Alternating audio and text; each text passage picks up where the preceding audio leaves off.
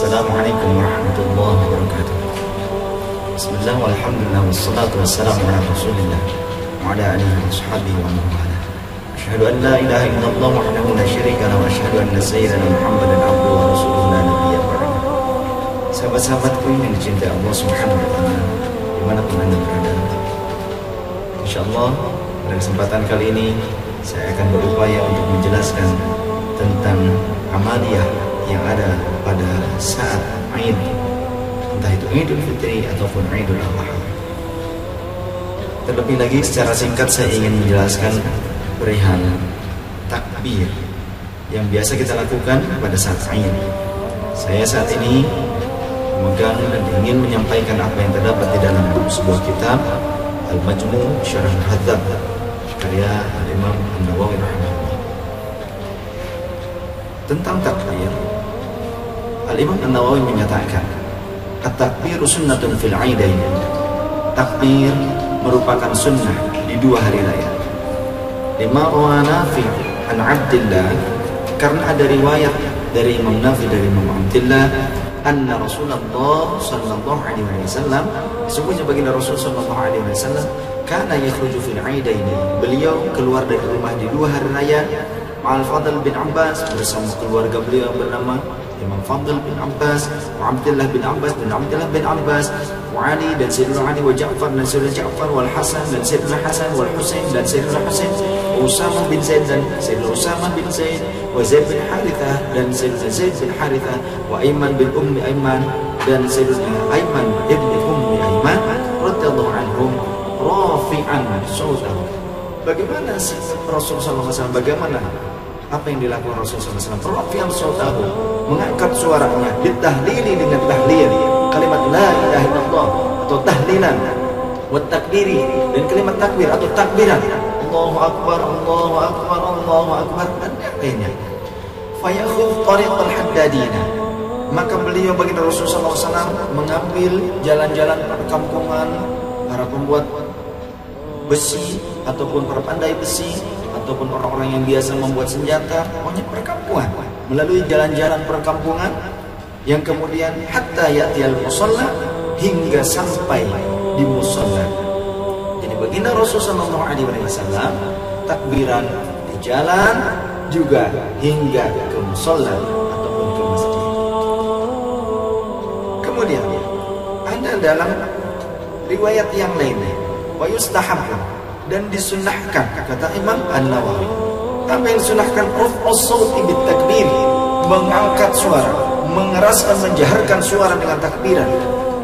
Lima ruya, karena ada suatu hadits yang diriwayatkan, anna Nabiya sallallahu alaihi wasallam, sesungguhnya baginda Nabi sallallahu alaihi wasallam, kana yakhruju fil 'idaini, beliau keluar dari rumahnya di dua hari raya, rafi'an sautahu, seraya mengangkat suaranya, mengeraskan suaranya, bitahlili, dengan tahlilan, wa takbiri dan takbiran. Li'annahu idza rafa'a sautahu, karena apa? Beliau mengangkat tahlil dan takbir tersebut, mengangkat suaranya.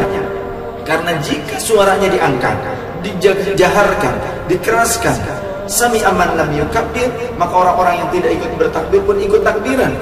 Fayukabbiru, maka kemudian orang-orang itu akan ikut bertakbir bersama Rasulullah SAW. Dan hal ini pun ada pelajaran di mana takbiran, tahlilan, yang keduanya merupakan kalimat thayyibah, yang keduanya merupakan zikrullah. Rasulullah mengajak orang-orang untuk berzikir bersama. Rasul pun mengajak mereka untuk berzikir jahar. Jadi zikir jahar bukan secara mutlak itu perkara yang dilarang oleh Rasulullah SAW, karena banyak dalam perkara yang lain zikir jahar itu dianjurkan oleh Rasulullah SAW, bahkan Rasul sendiri melakukannya. Sebagaimana juga di dalam riwayat Sahih Bukhari, di mana dalam hadis nomor 841 dan 842 diriwayatkan dari sahabat Anas bin Malik radhiyallahu anhu, dari sahabat Abdullah bin Abbas, dari sahabat Abdullah bin Abbas radhiyallahu anhu, di mana beliau menyatakan, anna as-sauti bidzikri hina yansarifun nas min al-maktubati kana ala ahdi Nabi sallallahu alaihi wasallam. Sesungguhnya bahwa mengeraskan suara dalam berzikir setelah selesainya sholat fardu itu ada pada masa Nabi sallallahu alaihi wasallam. Bahkan kata sahabat Abdullah bin Abbas radhiyallahu anhu, anna kuntu a'rifu in qidu as-salatin Nabi sallallahu alaihi wasallam idza sami'tu. Aku mengetahui selesainya salat Nabi sallallahu alaihi wasallam berjamaah bersama para sahabat di masjid ketika aku mendengar, aku yang masih belia, yang masih remaja, yang berada di saf paling belakang, aku mendengar suara Rasul sallallahu alaihi wasallam. Maka dari hadis-hadis inilah kita pahami bahwa ada beberapa konteks zikir yang juga disunnahkan untuk dijaharkan suaranya dan berjamaah, termasuk takbiran. Maka mari kita bertakbiran. Kemudian kalau Idul Fitri takbirannya dimulai dari malam Idul Fitri, masuk dari mulai maghrib malam Idul Fitri hingga si imam salat Idul Fitri itu naik ke mimbar ataupun menjelang dilaksanakannya salat sunnah Idul Fitri.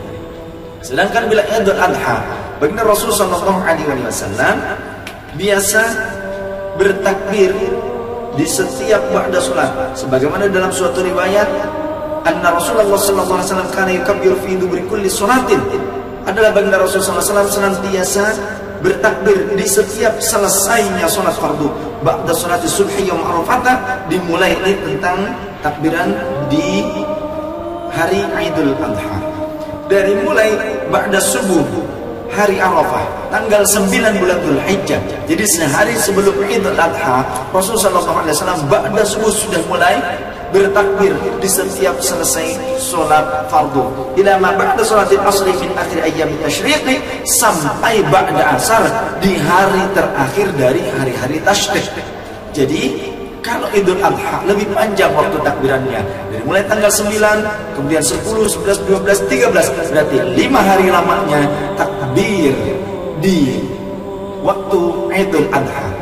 Mudah-mudahan kita menjadi orang-orang yang mencintai sunnah Rasulullah SAW, dan jangan Anda ikuti orang-orang yang mendustakan sunnah Rasulullah SAW dengan selalu membuat propaganda bid'ah ataupun tidak ada contohnya dari Rasulullah SAW dan para sahabat. Mereka berdusta. Saya berani menantang mereka untuk berdiskusi ilmiah, dan kita buka-bukaan dari hadis-hadis yang kuat ini supaya mereka bisa faham dan sadar.